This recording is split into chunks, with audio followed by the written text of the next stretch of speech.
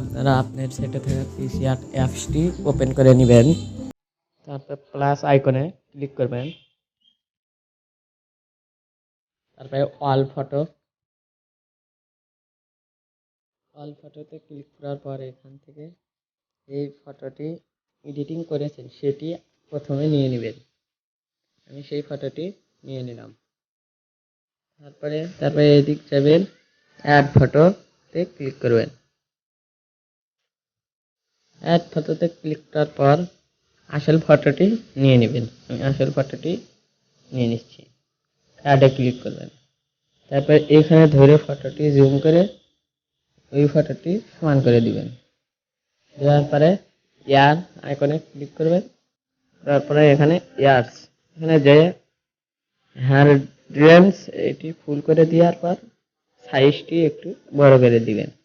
দেওয়ার পরে আবারও এখানে ক্লিক করবেন। তারপরে দেখবেন সুন্দরভাবে ফটোটি হয়ে গেছে। দেখতে পাচ্ছেন ফটোটি এরকম হয়ে যাচ্ছে।